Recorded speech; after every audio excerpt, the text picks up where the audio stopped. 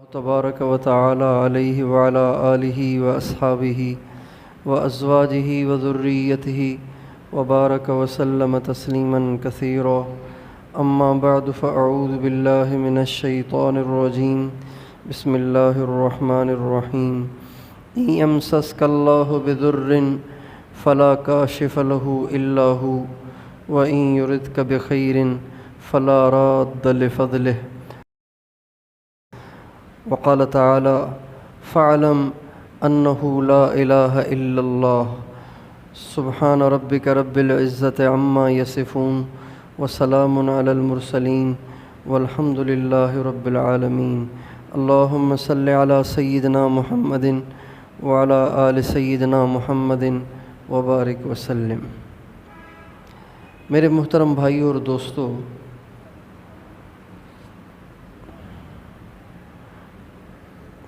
دنیا ایک آزمائش ہے اور بہت بڑی آزمائش ہے۔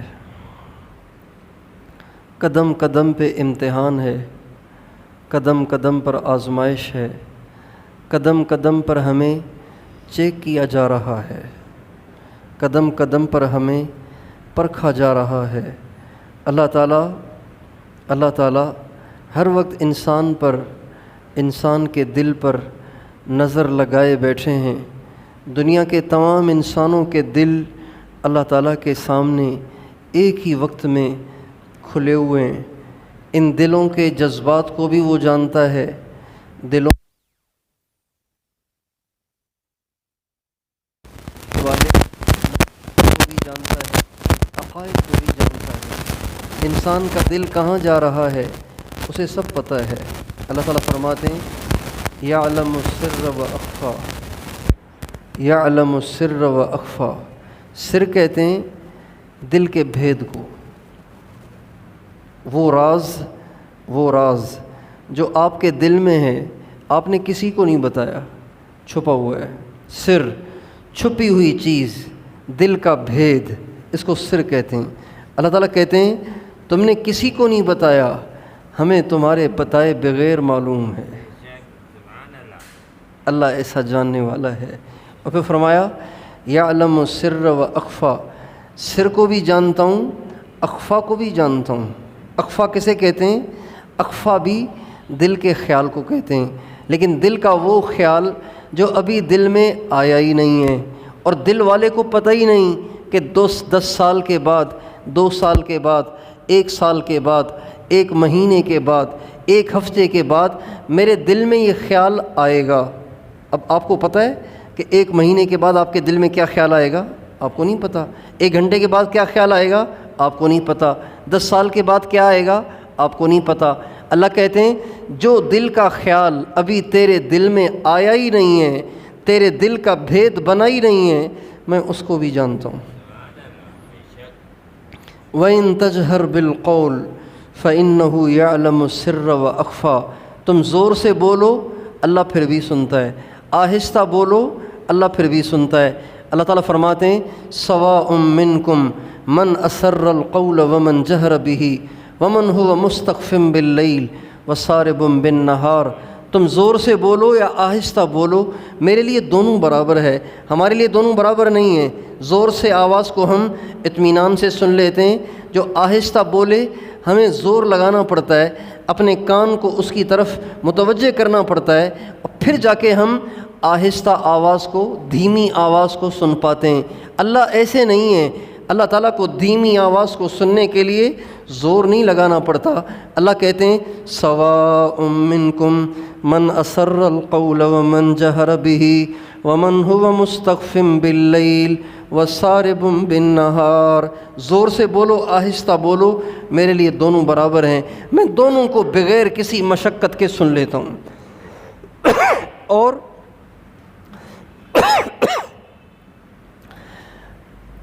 ہمارا حال یہ ہے کہ اجارے روشنی میں ہم بغیر مشقت کے دیکھ لیتے ہیں، اندھیرا ہو جائے، اندھیرا تھوڑا ہو تو زور لگا کے دیکھنا پڑتا ہے، گھپ اندھیرا ہو تو کچھ نظر ہی نہیں آتا، اپنا ہاتھ بھی نظر نہیں آتا۔ اللہ کہتے ہیں تمہارا اندھیرے میں ہونا، تمہارا اجالے میں ہونا، تمہارا دن دہاڑے دن کے 12 بجے سڑکوں پہ گھومنا اور تمہارا رات کے اندھیرے میں لائٹیں بجھا کر گھپ اندھیرے میں نافرمانیاں اور نیکیاں کرنا، یہ دونوں میرے لیے برابر ہیں۔ ایک آدمی دن کے 12 بجے کھلے میدان میں جا رہا ہے، اندھے کو بھی نظر آئے گا، اندھے سے مراد جو کم دیکھتا ہے اس کو بھی نظر آئے گا، اور جو رات کے اندھیرے میں چھپا ہوا ہے، جس اندھیرے میں ہاتھ بھی نظر نہیں آ رہا اس میں نظر نہیں آئے گا۔ لیکن اللہ کہتے ہیں جیسے دن کے اجالے والے کو دیکھنا میرے لیے آسان ہے، ایسے ہی رات کے اندھیرے میں تنہائیوں میں چھپے ہوئے کو دیکھنا یہ بھی میرے لیے آسان ہے۔ وَهُوَ عَلِيمٌ بِذَاتِ الصُّدُورِ، وہ دل کے بھیدوں سے بھی واقف ہے۔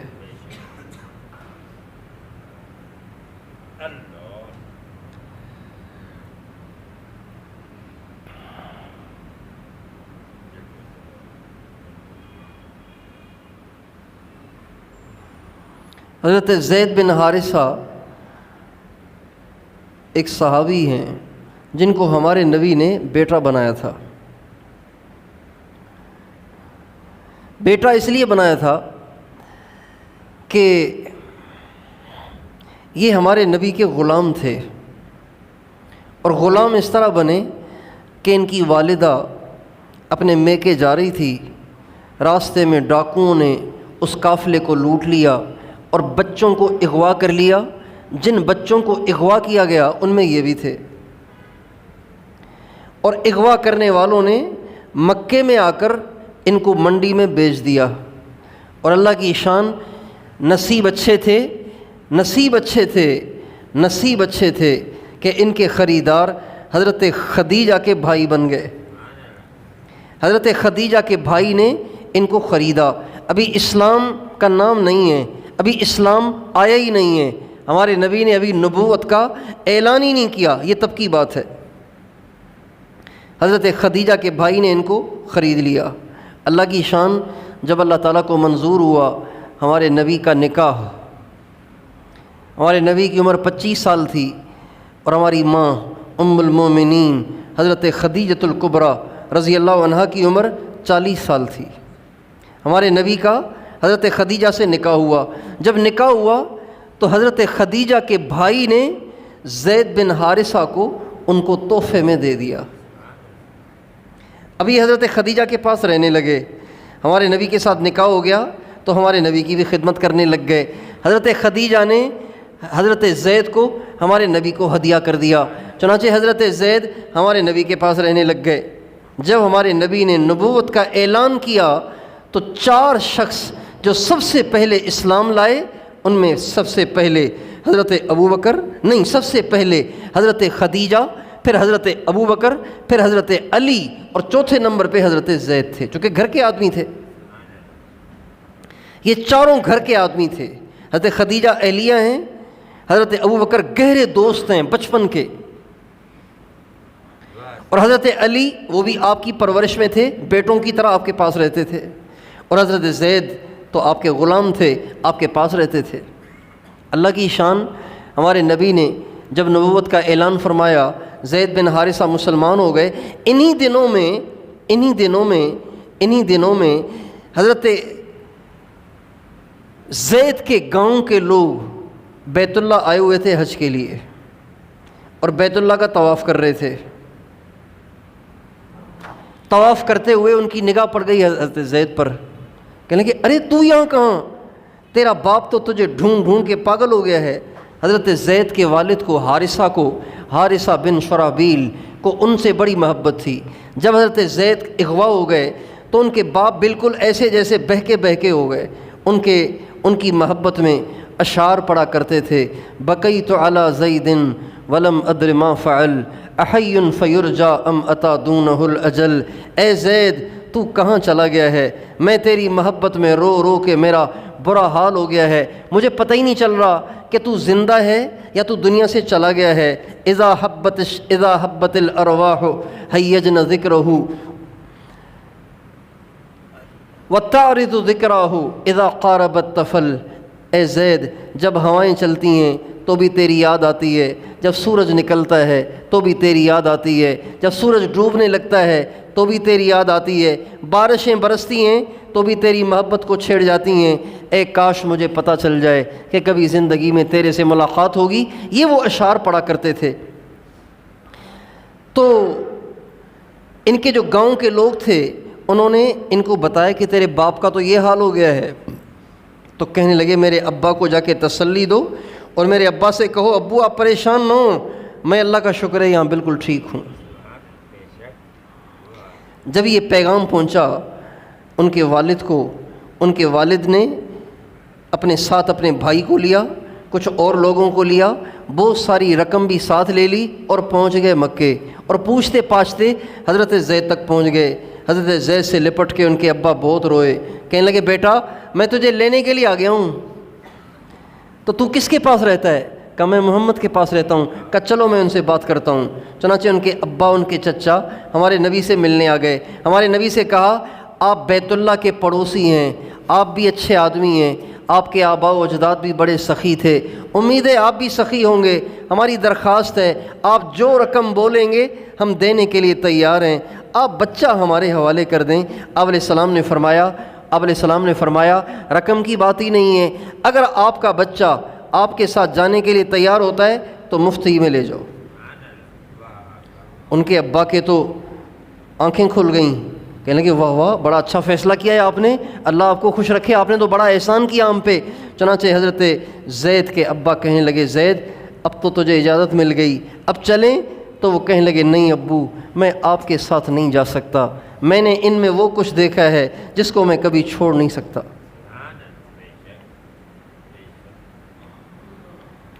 کہنے لگے باپ کو بھی چھوڑ رہے ہیں، چچا کو بھی چھوڑ رہے ہیں، ماں کو بھی چھوڑ رہے ہیں، اپنے وطن کو چھوڑ رہے ہیں ان کی وجہ سے؟ کہا ہاں ان کے پاس وہ کچھ ہے جس پہ سب کچھ کو قربان کیا جا سکتا ہے۔ جب انہوں نے یوں کہا نا تو آپ علیہ السلام نے ایک دم ان کو اٹھایا اور اپنی گود میں لے لیا اور بیت اللہ میں لے آئے، اور بیت اللہ میں جتنے لوگ موجود تھے ان سے فرمایا یا من حضر اشہدوا ان زیدن ابنی یرثنی و ارثہ، اے لوگو تم گواہ رہنا آج کے بعد زید میرا بیٹا ہے۔ اس دن ہمارے نبی نے حضرت زید کو اپنا بیٹا بنا لیا۔ یہ سارا واقعہ تمہیدی سنایا۔ جب زید بڑے ہوئے تو ہمارے نبی نے ان کا نکاح کر دیا ایک صحابیہ سے، حضرت زینب سے، لیکن آپس میں ان کی بن نہیں پائی، چنانچہ ان کی جدائی ہو گئی۔ جب جدائی ہو گئی تو ہمارے نبی کے کہنے سے نکاح ہوا تھا، تو جب کسی کے کہنے پہ رشتے ہوتے ہیں نا تو سارا نزلہ اسی پہ گرتا ہے، تو ہمارے نبی کے کہنے سے رشتہ ہوا تھا، تو ہمارے نبی نے سوچا اس عورت کا بڑا دل دکھا ہے، لہٰذا بہتر یہ ہے کہ اب اس سے میں خود ہی نکاح کر لوں تاکہ اس کی تسلی ہو جائے۔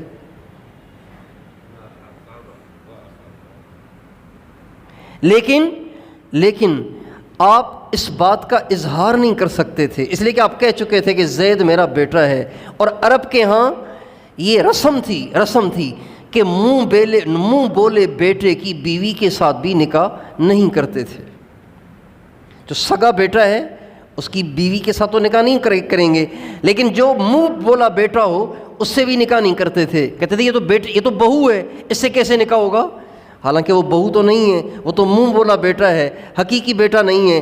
لیکن ہمارے نبی قریش کے طعنوں سے گھبرا کر آپ یہ بات کہہ نہیں پاتے تھے، تو اللہ تعالیٰ نے فرمایا میرے نبی جس بات کو تو چھپا رہا ہے اپنے دل میں، تو نے کسی کو بتایا نہیں ہے، وَتُخْفِي فِي نَفْسِكَ مَا اللَّهُ مُبْدِيهِ، تو اس بات کو چھپا رہا ہے میں اس بھید کو ظاہر کرتا ہوں۔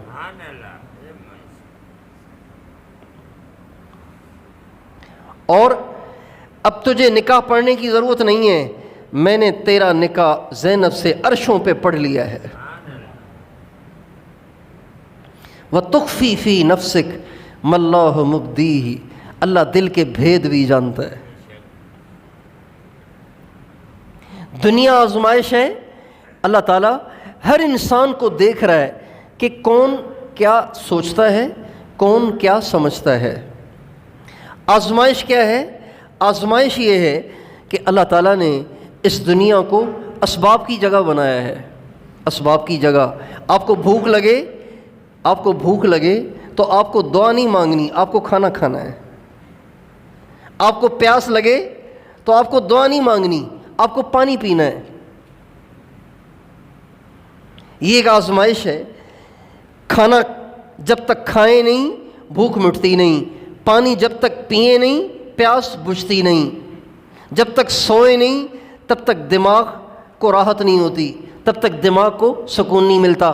حالانکہ اللہ اس پہ قادر ہے کہ بغیر بھوک کے، بغیر کھانے کے بھوک مٹا دے، بغیر پانی کے پیاس بجھا دے، بغیر سورج کو نکالنے کے دن لے آئے، بغیر سورج کو ڈبونے کے رات لے آئے۔ اللہ کر سکتا ہے، لیکن اللہ ایسے کرتے نہیں ہیں۔ اللہ اسباب ہی کے ساتھ دنیا کو چلا رہے ہیں۔ یہ ایک آزمائش ہے، یہ ایک امتحان ہے کہ میرے بندے اسباب سے سمجھتے ہیں یا میری ذات سے سمجھتے ہیں۔ یہ ہے آزمائش۔ اگر اسباب سے ہوتا دیکھ کر دھیان اسباب کی طرف چلا گیا تو ہم فیل ہو گئے۔ اگر اسباب سے ہوتا دیکھ کر بھی ہم اللہ سے سمجھتے رہے ہم پاس ہو گئے۔ چنانچہ نبی کریم صلی اللہ علیہ وسلم کی عادت شریفہ تھی کہ آپ ہر موقع پر دعائیں پڑھا کرتے تھے، دعائیں مانگا کرتے تھے۔ آپ کھانا کھاتے تھے اور کھانے کے بعد دعا کرتے تھے، الحمدللہ الذی هو اشبعنا واروانا وانعم علینا وافضل۔ اے اللہ تیرا شکر ہے کہ تو نے میری بھوک کو مٹایا، کھانے نے نہیں، تو نے مٹایا۔ واروانا، اے اللہ پانی نے پیاس کو نہیں بجھایا، تو نے میری پیاس کو بجھایا۔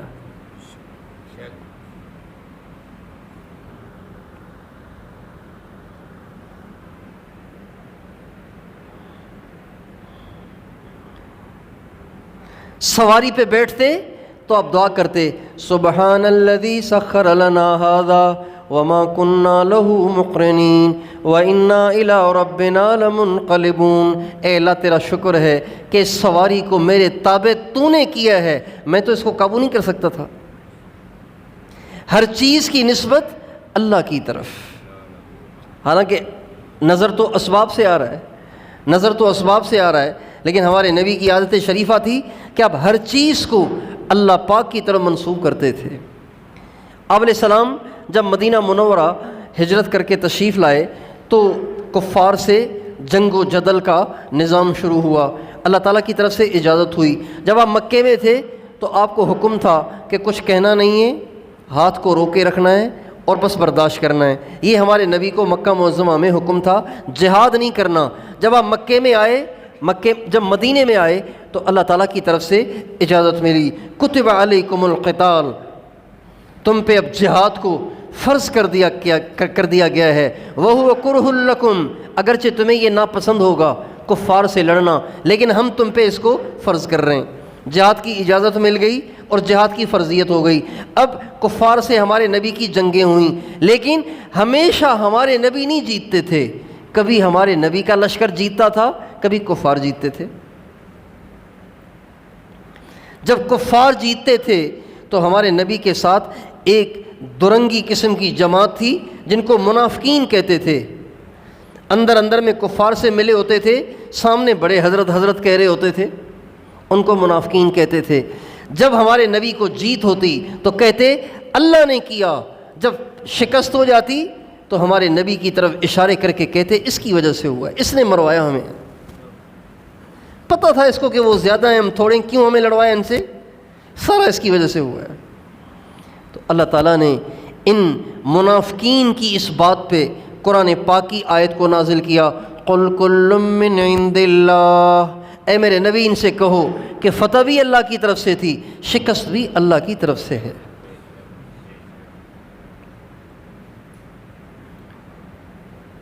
اسباب تو بظاہر یہی ہیں، غزوہ احد میں شکست ہوئی۔ کیوں شکست ہوئی؟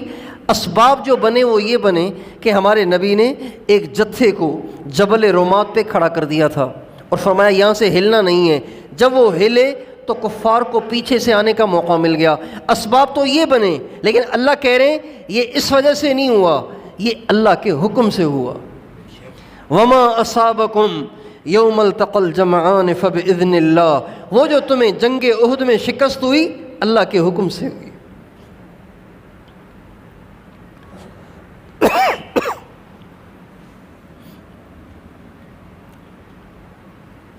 یہ ایک آزمائش ہے اس دنیا میں کہ اللہ دیکھنا چاہتا ہے کہ میرے بندے کی نظر کس طرف جا رہی ہے. حضرت پیران پیر غوث اعظم شیخ عبد القادر جیلانی رحمۃ اللہ علیہ کے ملفوظات میں لکھا ہوا ہے، وہ فرماتے ہیں ہر مصیبت میں تیری نگاہ جس کی طرف جائے وہی تیرا معبود ہے.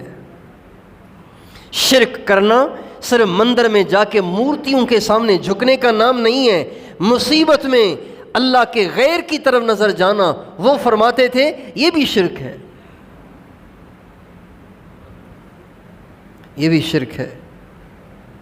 اس لیے مسلمان کے لیے یہ لازمی چیز ہے کہ وہ ہر وقت اپنے دل پر پہرا دیتا رہے کہ کہیں میرے دل میں اللہ پاک کے غیر کا یقین نہ آ جائے، اللہ پاک کے غیر کی طرف دھیان نہ چلا جائے، اللہ پاک کے غیر کی طرف نگاہ نہ چلی جائے.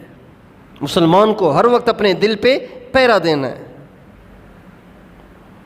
حضرت جنید بغدادی رحمۃ اللہ علیہ کے انتقال کا جب وقت آیا تو ان کے جو احباب تھے آس پاس کھڑے تھے، انہوں نے زور زور سے کلمہ پڑھنا شروع کر دیا.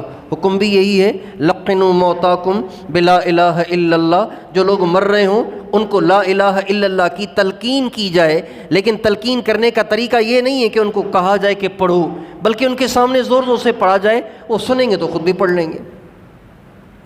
جب سید الطائفہ سید حضرت خواجہ جنید بغدادی رحمۃ اللہ علیہ کے سامنے ان کے احباب کلمہ پڑھنے لگے تو حضرت نے آنکھیں کھولی اور مسکرا دیے اور فرمانے لگے مجھے تلقین کر رہے ہو، مجھے یاد دلا رہے ہو لا الہ الا اللہ، میں تو کبھی زندگی میں اس کلمے کو بھولا ہی نہیں ہوں.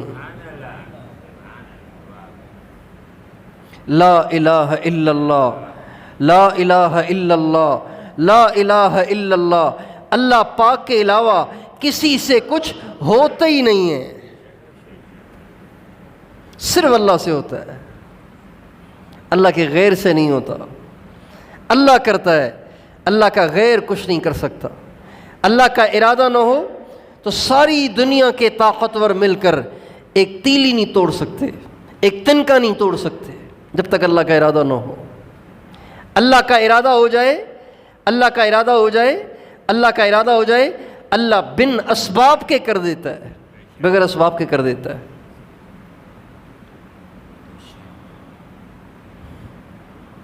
زکریا علیہ السلام نے حضرت مریم کو گود لیا تھا، گود لیا تھا. حضرت مریم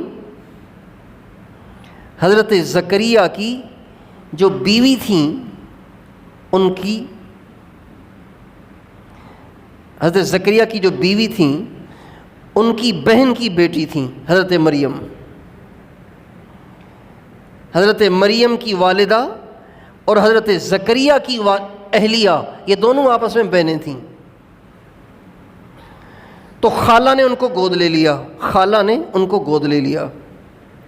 لمبا واقعہ ہے کیوں گود لیا تھا، گود لے لیا. حضرت زکریا نے ان کے لیے بیت المقدس میں ایک کمرہ بنایا، چھوٹا سا کمرہ بنایا.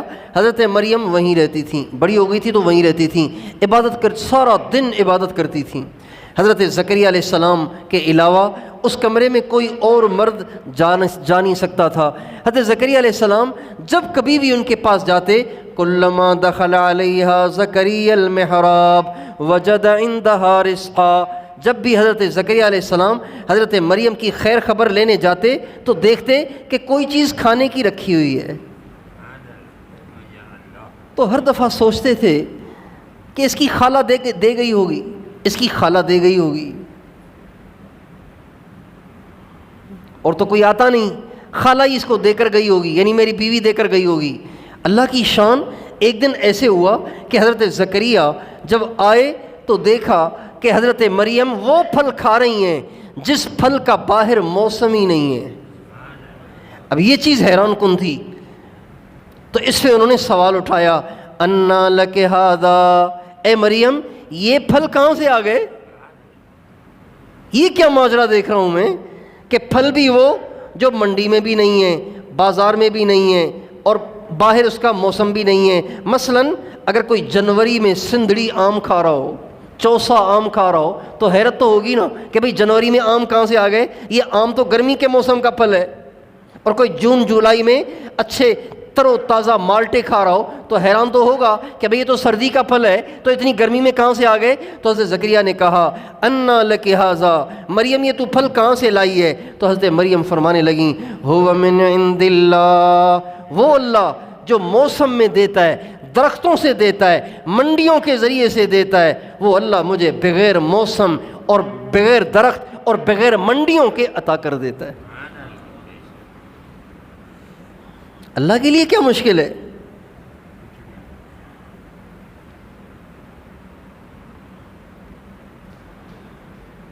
زکریا علیہ السلام کی عمر اس وقت 80 سے اوپر تھی، 86 سال کے قریب ان کی عمر تھی، 80 سے اوپر تھی، اور پہلے سے ان کو ایک پریشانی لاحق تھی۔ پریشانی یہ لاحق تھی کہ حضرت زکریا نبی ہیں، لیکن ان کے آس پاس رشتہ داروں میں کوئی بھی ایسا شخص ان کی نظروں میں نہیں تھا کہ جو ان کے دنیا سے چلے جانے کے بعد ان کے دین کو، ان کی دعوت کو آگے چلائے۔ ہر کام محنت کرنے والے کو اس کی فکر ہوتی ہے کہ میرے مرنے کے بعد یہ کام ختم نہ ہو جائے، یہ آگے چلتا رہے، دکان چلتی رہے، کاروبار چلتا رہے، زمین چلتی رہے، فیکٹری چلتی رہے، کارخانہ چلتا رہے، دین کا کام بھی چلتا رہے۔ لیکن کوئی رشتہ داروں میں تھا ہی نہیں ایسا، اور اولاد تھی نہیں، اللہ نے ان کو بیٹا دیا ہی نہیں۔ تو لیکن سوچتے تھے کہ پہلے تو مجھے امید تھی رشتہ داروں سے، اب رشتہ دار تو سدھرے نہیں، رشتہ دار تو نیک بنے نہیں، اور بڑھاپے کی عمر ہے، اولاد کی عمر رہی نہیں، اب بڑھاپے میں تھوڑی اولاد ہوگی، اس وجہ سے پریشان تو رہتے تھے، لیکن کبھی دعا نہیں کی کہ اللہ میاں بوڑھا ہوں مجھے اولاد دے، چونکہ اولاد تو جوانی میں ہوتی ہے، رشتہ داروں کا حال نہیں ہے، اور اولاد جننے کے لیے عمر نہیں ہے، تو اس لیے نا امیدی سی کا شکار تھے۔ جب حضرت مریم کا یہ حال دیکھا کہ بے موسم پھل کھا رہی ہیں، تو ایک دم وہ جو اپنا دکھڑا دل میں دبائے بیٹھے تھے وہ یاد آ گیا، اور ایک دم محراب میں چلے گئے اور اللہ پاک سے دعا کرنے لگے، رب انی وہن العظم منی واشتعل الرأس شیبا ولم اکن بدعائک رب شقیا وانی خفت الموالی من ورائی وکانت امرأتی عاقرا۔ اے اللہ میرے رشتہ داروں کا تو حال نہیں ہے، میرا سر سفید ہو گیا ہے، میں بوڑھا ہو گیا ہوں، میری ہڈیاں کمزور ہو گئی ہیں، بظاہر میں اس قابل نہیں ہوں کہ مجھ سے اولاد پیدا ہو جائے، میری بیوی بھی بانجھ بن چکی ہے، لیکن اے اللہ تو مریم کو بے موسم پھل دے رہا ہے، تو مجھے اس بڑھاپے اور میری بیوی کے بانجھ ہونے کی حالت میں اولاد بھی تو دے سکتا ہے۔ یہ اللہ سے دعا کر ڈالی۔ ابھی دعا کر رہے تھے، دھڑام جبریل علیہ السلام آ گئے، یا زکریا انا نبشرک بغلام اسمہ یحییٰ لم نجعل لہ من قبل سمیا۔ اے زکریا تجھے مبارک ہو، اللہ تجھے بیٹا دے گا، اس کا نام تم نہ رکھنا، اللہ نے اس کا نام پہلے سے یحییٰ رکھ دیا ہے۔ اللہ کے لیے کیا مشکل ہے؟ اچھا، جب جبریل علیہ السلام نے آ کے بشارت دی تو کہنے لگے، انا یکون لی غلام وکانت امراتی عاقرا وقد بلغت من الکبر عتیہ۔ اچھا مجھے لڑکا کیسے ہوگا؟ بیوی بانجھ ہو گئی، میرا حال بہت کمزور ہو گیا، تو لڑکا کیسے ہوگا؟ تو جبریل علیہ السلام نے کہا، کذالک قال ربک هو علی ہین۔ زکریا گھبراؤ نہیں، تیرے لیے مشکل ہے، اللہ کے لیے کوئی مشکل نہیں ہے۔ میرے دوستو، اللہ اسباب کا محتاج نہیں ہے، اللہ کسی کا محتاج نہیں ہے، وہ بے نیاز بادشاہ ہے، سب کے بغیر سب کچھ کر سکتا ہے۔ یہ وہ یقین ہے جو اللہ ہر مسلمان سے چاہتا ہے، ہر مسلمان سے چاہتا ہے۔ اس لیے جب کوئی مسلمان ہوتا ہے نا، جب کوئی مسلمان ہوتا ہے تو ہم اسے ایمان مفصل پڑھاتے ہیں، کلمہ بھی پڑھاتے ہیں، ایمان مفصل بھی پڑھاتے ہیں۔ اس میں ایک یہ عنوان بھی ہے کہ اس بات کا دل سے یقین کرو کہ سب اللہ سے ہوتا ہے۔ آمنت باللہ وملائکتہ وکتبہ ورسلہ والیوم الآخر والقدر خیرہ وشرہ من اللہ تعالی، میں اس بات پہ ایمان لایا، میں نے اس بات کو دل سے تسلیم کر لیا کہ خیر اور شر سب اللہ کی طرف سے۔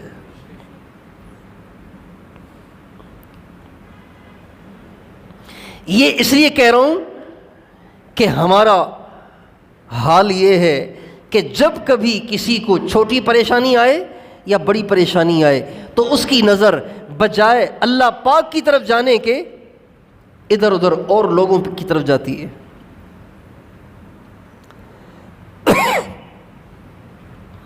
دکان نہ چلے تو یہ نہیں سوچتے کہ اللہ نے کاروبار ٹھپ کر دیا ہے، یہ نہیں سوچتے، یہ سوچتے ہیں کسی نے بندش کر دی ہوگی۔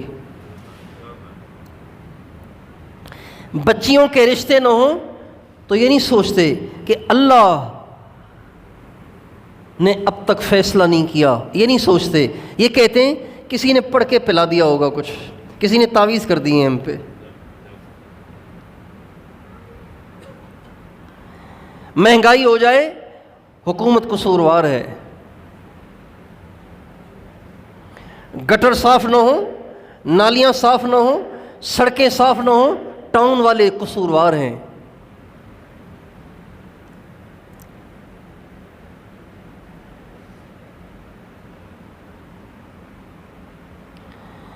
اور ایک عجیب بات اب ایک اور نکل پڑی ہے، ایک عجیب بات اور نکل پڑی ہے۔ یہ جو بارشیں ہوئیں نا، بارشیں دھواں دھار نہ تھمنے والی بارشیں ہوئیں تو لوگ یہ بھی کہنے لگے کہ یہ امریکہ کی سازش ہے۔ ہارپ ٹیکنالوجی کے نام سے ایک ٹیکنالوجی ہے، اس کے اندر اس کے ذریعے سے بارش کو کنٹرول کیا جا سکتا ہے۔ یہ ایک ٹیکنالوجی ہے، امریکہ نے ایجاد کی ہے، بارشوں کو اس کے ذریعے سے کنٹرول کیا جا سکتا ہے۔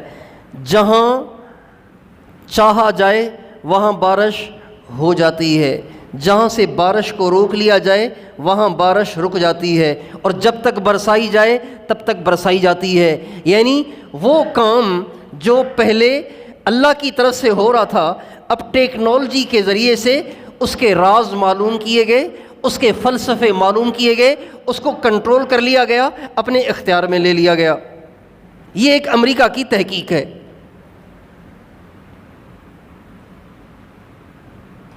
اور یہ ناممکن نہیں ہے، یہ ناممکن نہیں ہے، یہ ناممکن نہیں ہے، یہ ناممکن نہیں ہے، یہ ممکن ہے، لیکن اس کا مطلب یہ نہیں ہے کہ اب امریکہ بارشوں پہ بھی قابض ہو گیا ہے اور بارشیں بھی اب ٹیکنالوجی کی وجہ سے امریکہ کے ہاتھ میں آ گئی ہیں۔ نہیں میرے دوستو، بارشیں تو اللہ کے ہاتھ میں ہی ہیں۔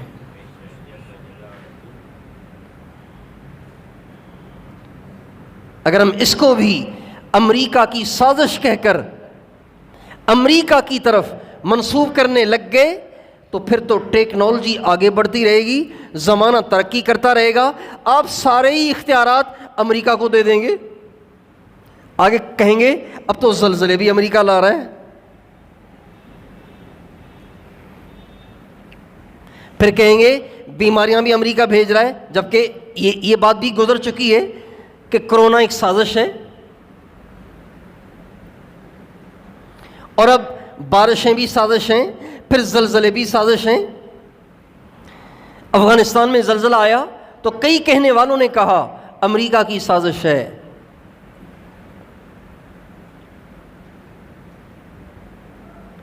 ٹیکنالوجی کے ذریعے سے قدرت کے راز معلوم کر کر ان چیزوں کو اپنے اختیار میں لے لینا، یہ ناممکن نہیں ہے، یہ ناممکن نہیں ہے۔ گرمیوں کی سبزیاں گرمیوں میں اگتی ہیں، گرمیوں کے پھل گرمیوں میں اگتے ہیں، سردیوں کے پھل سردیوں میں اگتے ہیں۔ سائنس نے ترقی کی اور یہ راز معلوم کیا کہ سردی میں یہ پھل کیوں اگتا ہے اور گرمیوں میں یہ پھل کیوں اگتا ہے۔ اس راز کو معلوم کر کے انہوں نے اس درجے کی حرارت ان کو سردیوں میں بھی دے دی، لہٰذا وہ پھل جو گرمیوں میں اگتے ہیں سردیوں میں بھی اگ جاتے ہیں۔ فارم والوں کے پاس، ہمارے حضرت جی کے ہاں فارم بنے ہوئے ہیں، سردیوں کی سبزیاں گرمیوں میں ان کے ہاں پیدا ہوتی ہیں اور گرمیوں کی سبزیاں سردیوں میں پیدا ہوتی ہیں، پھر ان کو باہر ملکوں میں بھیجتے ہیں، جو اس سے پیسے ملتے ہیں وہ مدرسے میں لگاتے ہیں۔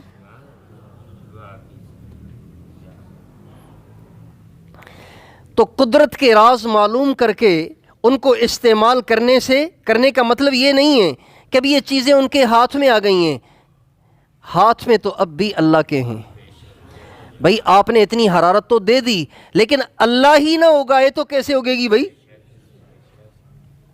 آپ نے اس گیس کو اس گیس سے ملایا اور پھر آپ نے وہ سارے راز معلوم کر کے ان کو استعمال بھی کر لیا۔ اللہ نہ چاہے تو بارش کیسے برسے گی؟ مرد عورت کا نطفہ ملتا ہے اور اس سے بچہ بنتا ہے، اللہ نطفہ ملنے کے بعد بھی بچہ نہ دے تو بتاؤ کون بنا سکتا ہے بھائی؟ اس لیے اللہ تعالیٰ ہمارے دل سے واقف ہے، ہمارے دل پہ نظر لگائے ہوئے ہے کہ میرے بندوں کی نگاہ کس طرف جاتی ہے۔ اس لیے ہمیں ہر حال میں اپنی نگاہ کو اللہ پہ رکھنا ہے۔ کس پہ رکھنا ہے بولو بھائی؟ اللہ پہ۔ اللہ سے ہوتا ہے، اللہ کے غیر سے نہیں ہوتا۔ یہ ہمارا بچہ بولے، ہماری عورتیں بولیں، ہمارے مرد بولیں، ہمارے غریب بولیں، ہمارے امیر بولیں، ہمارے علماء بولیں، ہمارے جہلا بولیں، ہمارے ان پڑھ بولیں، سارے بولیں کہ اللہ سے ہوتا ہے، اللہ کے غیر سے نہیں ہوتا۔ سب بتاؤ کس سے ہوتا ہے بھائی؟ اللہ سے ہوتا ہے، صرف اللہ سے ہوتا ہے، صرف اللہ سے ہوتا ہے۔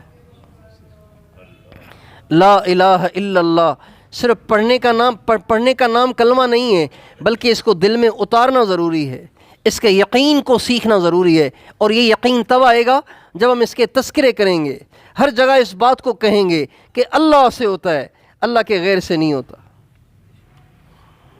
تو اس لیے آئندہ زندگی میں ہم اپنی زندگی کا معمول بنا لیں کہ جب کبھی کوئی حال آیا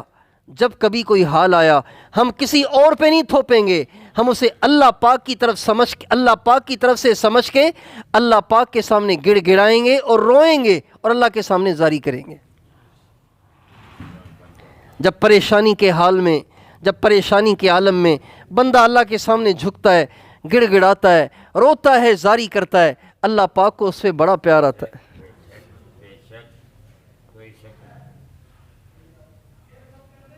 بلکہ ایک حدیث میں تو عجیب بات آتی ہے، حدیث قدسی ہے، عجیب بات فرمائی اس میں اللہ تعالیٰ نے۔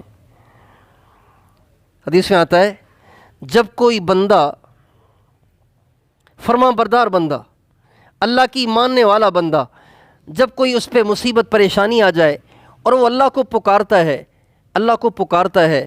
اللہ تعالیٰ کو پکارتا ہے، تو اللہ حضرت جبریل سے کہتے ہیں لا تقض حاجتہ، اس کا کام کرنا دینا، اس کا کام کرنا دینا، فإنی احب ان اسمع صوتہ، میں چاہتا ہوں یہ مجھے پکارتا ہی رہے، اچھا لگ رہا ہے، فإنی احب ان اسمع صوتہ، میں اس کی آواز کو سننا چاہتا ہوں۔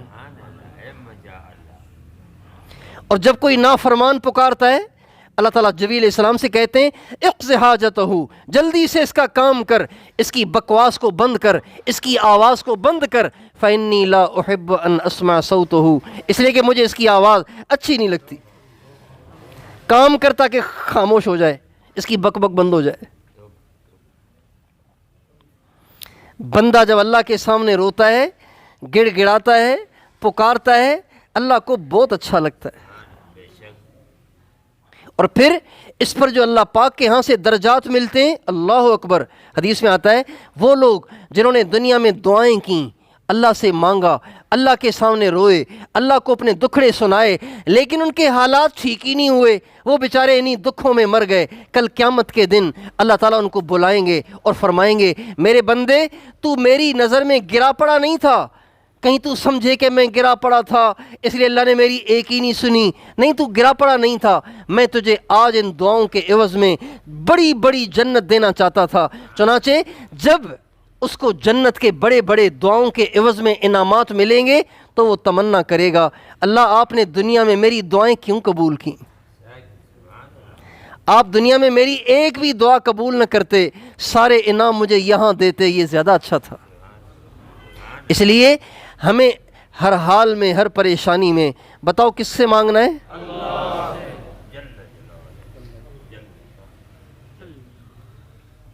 اللہ سے مانگنا ہے، اللہ سے سمجھنا ہے، اللہ سے مانگنا ہے.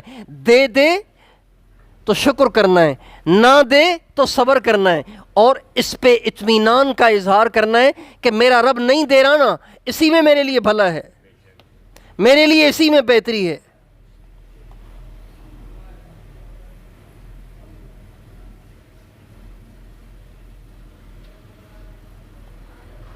میرے لیے اسی میں بہتری ہے. اللہ پاک کی رضا میں راضی رہنا یہ بھی بڑی کمال کی صفت ہے. ہمارے ایک بہت بڑے بزرگ گزرے، شیخ الاسلام حضرت مولانا سید حسین احمد المدنی رحمۃ اللہ علیہ. انگریز نے ان کو جیل میں ڈال دیا، جیل میں چلے گئے. اللہ والا دور سے پہچانا جاتا ہے. جب جیل میں گئے تو جو جیل میں قیدی پہلے سے موجود تھے انہوں نے دیکھا اتنا بڑا اللہ والا آیا ہے، تو کبھی کوئی دعا کے لیے آ رہا ہے، کبھی کوئی تعویذ لکھوانے آ رہا ہے، کبھی کوئی وظیفہ لینے آ رہا ہے. تو اللہ کی شان، جو بھی قیدی حضرت سے دعا کے لیے درخواست کرتا، اللہ کی شان حضرت کی دعا سے وہ رہا ہو جاتا. تو کئی سارے قیدی حضرت شیخ الاسلام مولانا حسین احمد مدنی رحمۃ اللہ علیہ کی دعا سے آزاد ہو گئے. ایک دفعہ ایک قیدی نے کہا، حضرت آپ کی دعاؤں سے اتنے سارے رہا ہو گئے، آپ اپنے لیے بھی تو دعا کریں، سارے رہا ہو رہے ہیں آپ وہیں کے وہیں. تو کتابوں میں لکھا ہے کہ حضرت کے چہرے پہ ناگواری کے آثار ظاہر ہوئے، اور حضرت نے ہلکے سے غصے کے لہجے میں فرمایا، ارے میاں، رضا بالقضا بھی تو کوئی چیز ہے. میرا رب مجھے جیل میں ڈالنے پہ راضی ہے، میں کیوں کہوں کہ میں نہیں رہنا چاہتا؟ کتنا اچھا نسخہ ہے زندگی میں پرسکون رہنے کا. دنیا میں لوگ دو وجہ سے پریشان ہوتے ہیں. کتنی وجہ سے پریشان ہوتے ہیں؟ کتنی وجہ سے پریشان ہوتے ہیں؟ دو وجہ سے. ایک تو اس وجہ سے کہ یہ کیوں نہیں ہو رہا. بھئی یہ کیوں نہیں ہو رہا؟ 10 سال ہو گئے شادی کو، وظیفے کر کر کے میرا دماغ خشک ہو گیا ہے، اولاد نہیں ہو رہی، پریشان بیٹھے.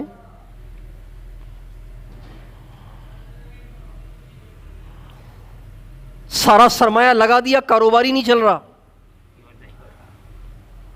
کیوں نہیں ہو رہا؟ کیوں نہیں چل رہا کاروبار؟ کیوں نہیں ہو رہی مجھے اولاد؟ کیوں نہیں مان رہے میری بچے؟ کیوں نہیں مان رہی میری بیوی؟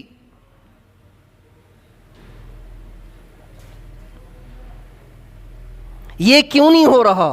یہ سوچ سوچ کے بیچارے گھلتے رہتے ہیں، پگھلتے رہتے ہیں. ایک یہ پریشانی، اور دوسری پریشانی یہ کیوں ہو گیا، یہ کیوں ہو گیا. ایک یہ پریشانی ہوتی ہے. یہ دو ہی پریشانیاں ہیں دنیا کے لوگوں کو. یہ کیوں ہو گیا؟ ابھی کوئی مرنے کی عمر تھی، میرا بیٹا تو 25 سال کا تھا، کیسے مر گیا؟ کیوں مر گیا؟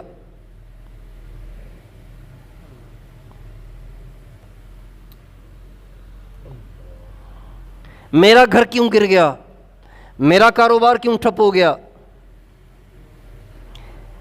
دو پریشانیاں ہیں، کیوں ہو گیا اور کیوں نہیں ہوتا. یہ دو پریشانیاں ہیں، اور یہ دونوں پریشانیاں اس لیے ہیں کہ اللہ کے فیصلے پہ راضی نہیں ہیں. اللہ کے فیصلے پہ راضی نہیں ہیں.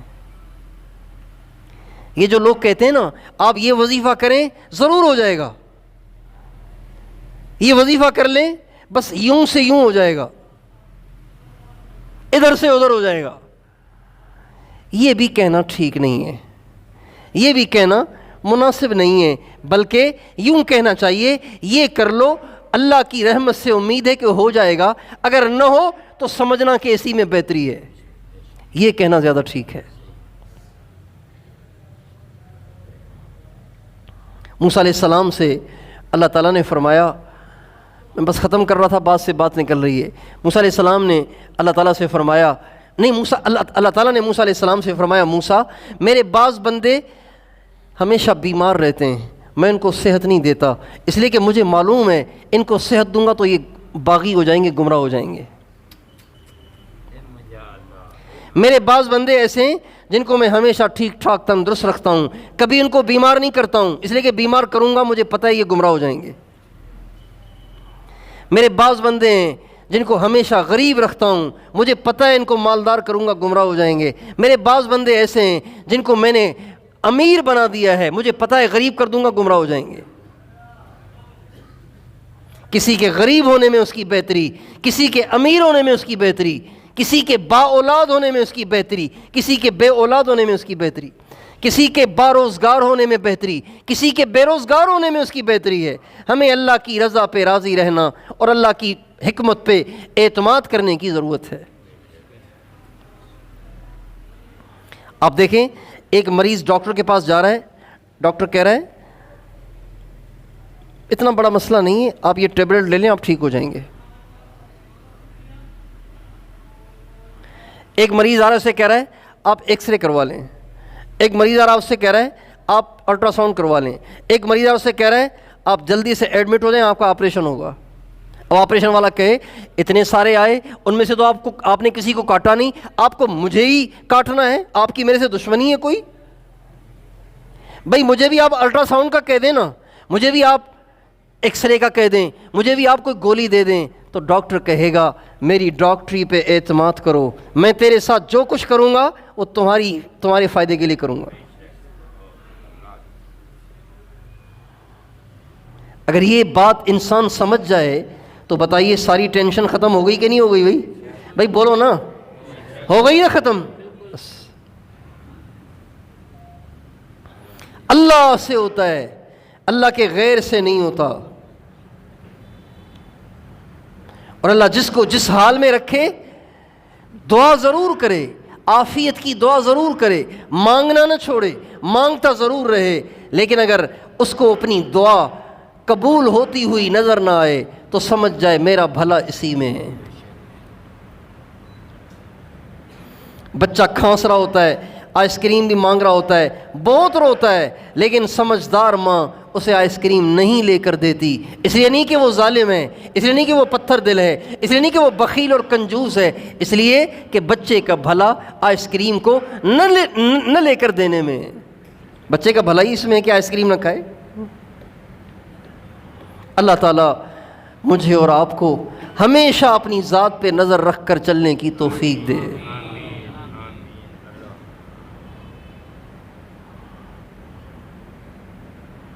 اللہ تعالیٰ فرماتے ہیں ما یفتح اللہ للناس من رحمت فلا ممسک لها وما یمسک فلا مرسل له من بعدہ. اللہ فرماتے ہیں میں کسی کے لیے رحمت کھول دوں، کون اسے بند کر سکتا ہے؟ اب بتائیے کوئی کسی کے کاروبار کو بند کر سکتا ہے؟ کوئی کسی کے رشتے کو بند کر سکتا ہے؟ آیت کیا کہہ رہی ہے؟ ما یفتح اللہ للناس من رحمت فلا ممسک لها، میں جس کے لیے رحمت کو کھول دوں کوئی اسے بند نہیں کر سکتا. وما یمسک فلا مرسل له من بعدہ، اور میں جب بند کر دوں تو کوئی کھول بھی نہیں سکتا. اللہ نے بارشیں بھیجی ہیں، اللہ نے سیلاب بھیجا ہے، اور ہمارے گناہوں کے کفارے کے لیے بھیجا ہے، ہمارے گناہوں کی بخشش کے لیے، تاکہ پچھلے گناہ معاف ہو جائیں اور آئندہ کے لیے ہم اللہ پاک کی طرف رجوع کریں. اس لیے بھیجا ہے، ہمارے بھلے کے لیے بھیجا ہے. اللہ ظالم نہیں ہے، ہمارے بھلے کے لیے بھیجا ہے. وہ ہماری بخشش کرنا چاہتا ہے، وہ ہمیں مرنے سے پہلے پاک کرنا چاہتا ہے. بتائیے جن کے گھر ٹوٹ گئے، جو در بدر ہو گئے، جو بے گھر ہو گئے، ان کے گناہ معاف ہو گئے کہ نہیں ہو گئے؟ یقیناً ہو گئے. ہمارے نبی فرماتے ہیں چلتے چلتے کانٹا بھی چبھے تو گناہ معاف ہو جاتا ہے. جن کے گھر ہی گر گئے، بچے بہ گئے، ان کو تو پتہ نہیں کیا کچھ ملے گا، ان کو تو پتہ نہیں کیا کچھ ملے گا۔ اگر انہوں نے صبر کر لیا، اگر انہوں نے صبر کر لیا، اللہ کی رضا میں راضی رہے، اللہ پاک کی طرف رجوع کو بڑھایا، خدائے پاک کی قسم کل قیامت کے دن ان کو جو انعامات ملیں گے تو یہ تمنا کریں گے جو بچ گیا وہ کیوں بچ گیا، وہ بھی بہہ جاتا تو زیادہ اچھا تھا۔ اتنا کچھ ملے گا قیامت کے دن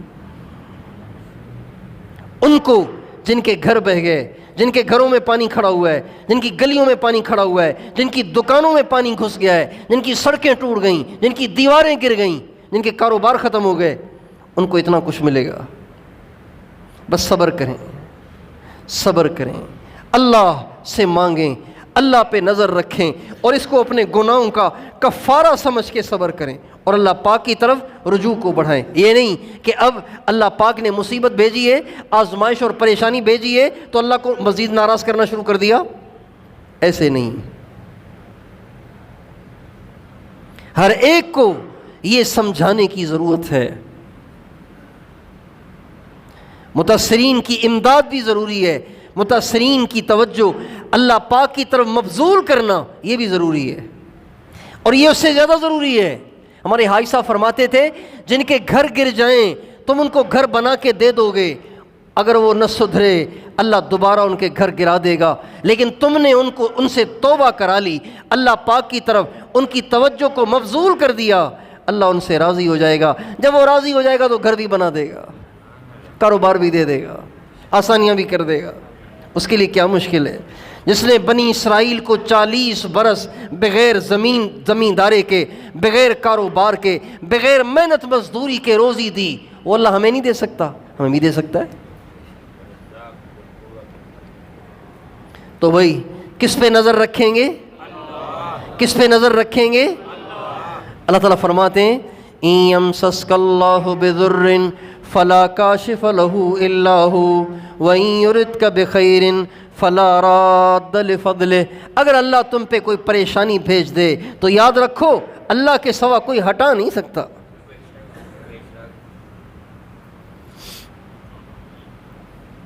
اللہ پاک کے سوا کوئی ہٹا ہی نہیں سکتا،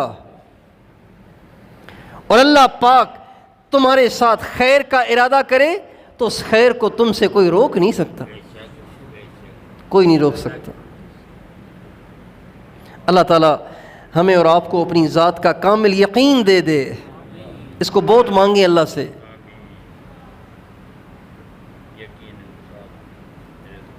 بہت مانگیں اللہ سے، اللہ اپنی ذات پہ یقین دے دے کہ تیری ذات کے سوا کسی پہ، تیری ذات کے علاوہ کسی پہ میری نگاہ جائے ہی نہیں، صرف تجھ پہ نظر جائے۔